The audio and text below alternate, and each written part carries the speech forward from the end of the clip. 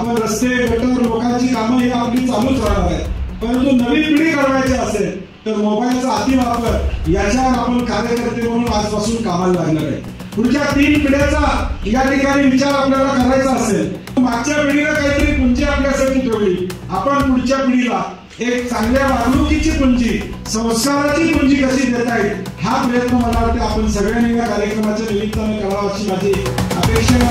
असणार।